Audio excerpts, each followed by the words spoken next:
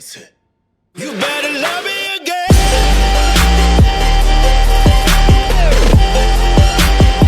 You better love me again. What's up, y'all? It's your boy, Ace Operative. And today, people, I will be reviewing Boruto Naruto Next Generation, episode 143, The Criminal Targeting Kokiri. I feel like they tried to do something a little bit different in this Boruto episode. And I'm just like here saying to myself, because I've seen a lot of, like crime drama type of animes, right? I felt like they could have made this episode a little bit more, like something. Like have a little bit more pizzazz in it than, the pretty much the criminal just slipping up and just outing himself, bro.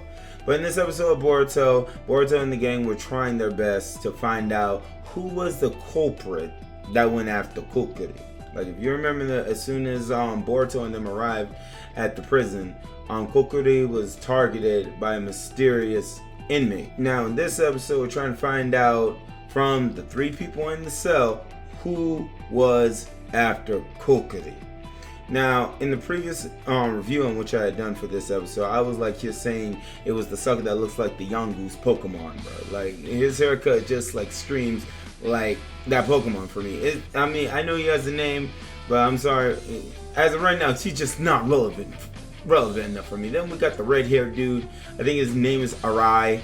Even though he reminds me of Flint from Pokemon, like the Elite Four leader, Flint from Pokemon Sinnoh, and I'm just like that's how I'm giving these guys. Like I'm giving these guys like little names because I just feel like they're almost irrelevant.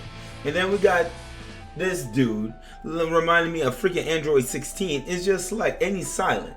I feel like he's going to be like the silent good guy that's going to assist Boruto and the others in helping them to like find out more on the Mujina game. It was literally just 22 minutes of talking. Like I was like here looking at these guys and I was keeping an eye on them. I felt like someone was going to do something because someone had the key card. Obviously, someone still had the key card on them. So I was just waiting for a particular scene to happen to where I'm waiting for them to move from point A to B. That's all I'm just waiting for. I know someone is either going to slip up in the words, someone's going to say the wrong thing, that's going to get them caught. It's just typical. It's typical anime. Like if you watch mystery drama anime, say for instance, Case Closed, it would have been so easy. So easy. I thought they would have made this thing a lot more different. And you want to know what's even more crazy? The freaking thumbnails for Crunchyroll, bro. And by the way, this video is not sponsored by Crunchyroll. I'm just making a daggone point. Bro, if you look at the thumbnails for Crunchyroll, whereas episode 141, episode 142, you pretty much already know who the person is, bro. The third thumbnail is obviously not going to happen because it turned out after all of everybody had their little testimony on what they were doing, Arai had set it up to where Boruto and Mitsuki as well as Kokiri would start to blame. They call him the silent inmate because he doesn't even talk.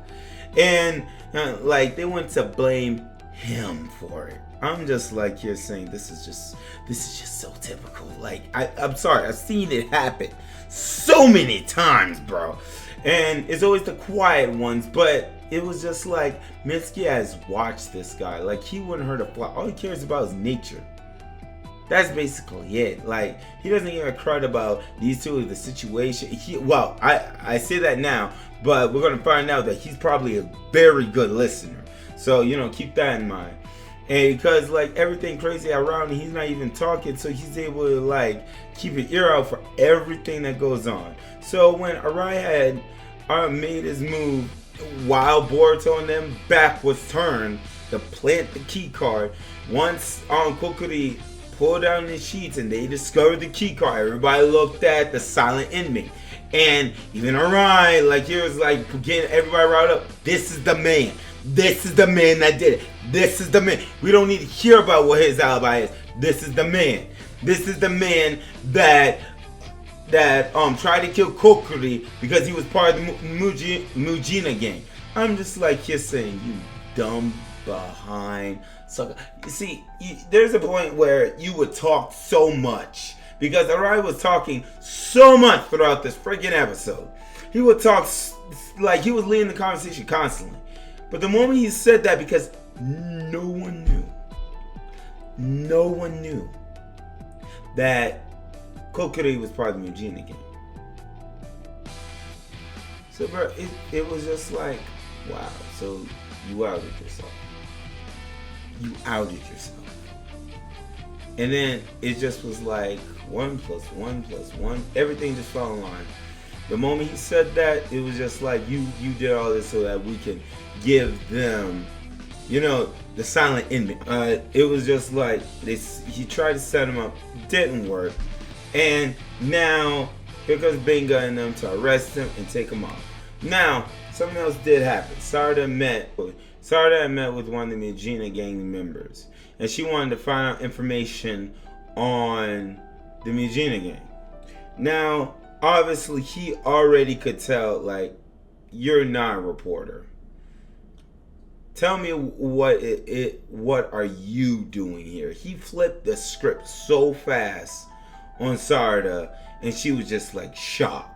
So there's more to this Mujina guy, this gang member, than meets the eye.